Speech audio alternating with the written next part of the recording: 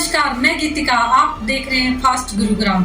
आज हम आपके लिए लेके आए हैं कुछ खास खबरें। देखिए हमारे साथ। पूर्व कैबिनेट मंत्री राव नरबीर सिंह की माने तो पिछले 5 साल में गुरुग्राम की जो बदहाली हुई है उसको देखते हुए उनका चुनावी मैदान में उतरना जरूरी हो गया है।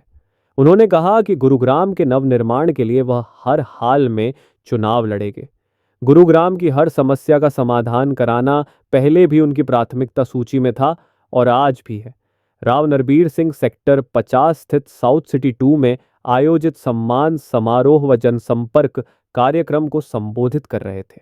राव नरबीर सिंह ने कहा कि गुरुग्राम हरियाणा के खजाने में 56% राजस्व देता है, लेकिन यह विकास के मामले में पिछले 5 सालों में बुरी तरह से पिछड़ा है। उन्होंने कहा कि गुरुग्राम की समस्याओं का अगर समय रहते समाधान नहीं हुआ तो यह कैंसर की तरह भयावह हो जाएगी। उन्होंने कहा कि यह चुनाव गुरुग्राम का भाग्य तय करेगा। अगर आप लोगों को गुरुग्राम में विकास का पहिया 2014 से 2019 की तरह घूमता हुआ चाहिए तो मेरा साथ दें।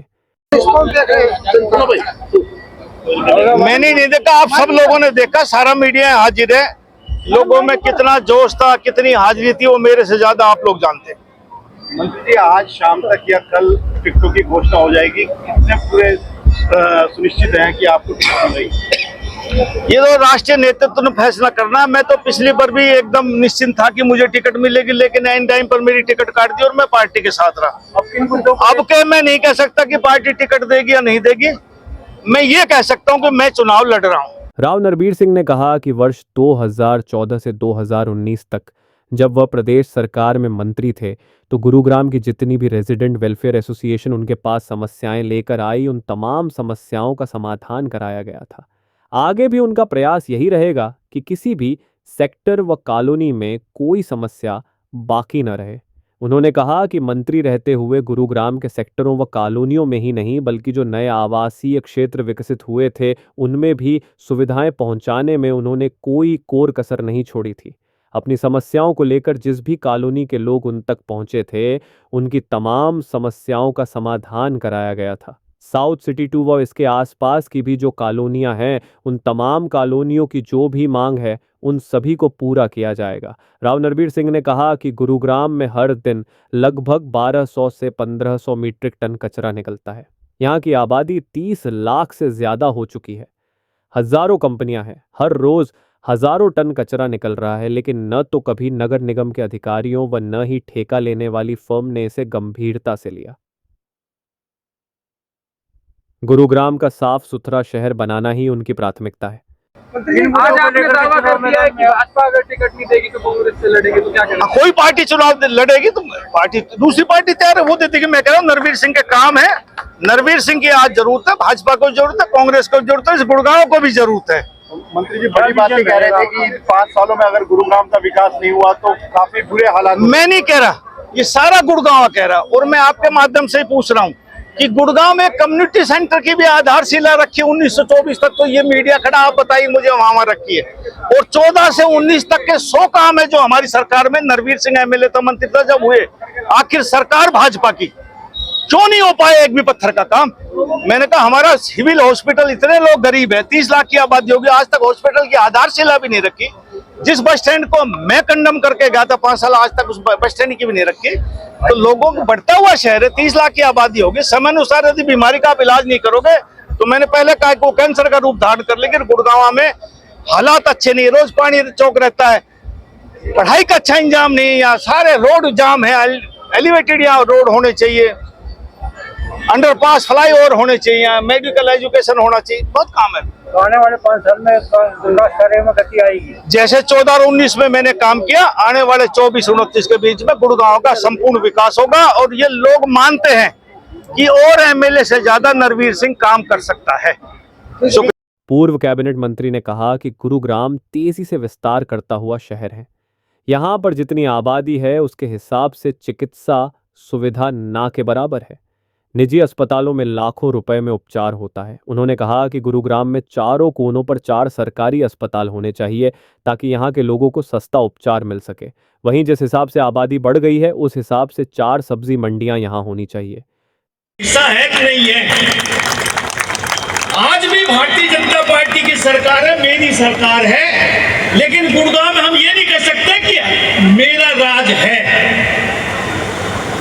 आज हर तरफ कहीं चले जाओ, किसी की कोई सुनने वाला ही नहीं। आखिर क्यों?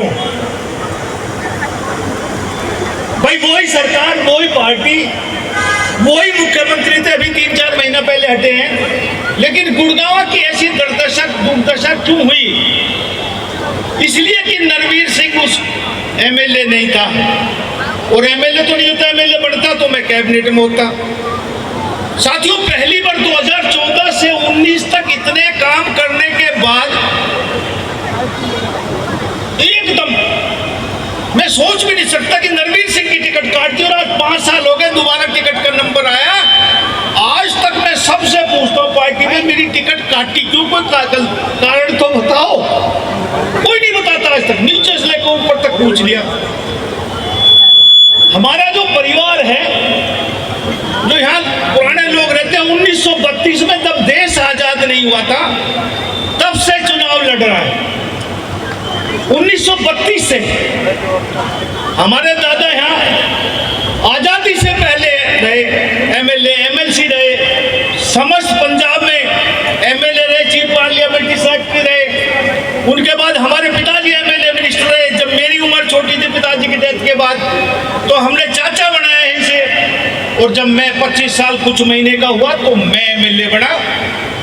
और मुझे याद है कि मैं देवीलाल पार्टी में शामिल हुआ, और चौधरी देवीलाल जी से मैंने कहा, मैं गया, एक हमारे चाचा थे राव संतलाल जी, उनके साथ गया।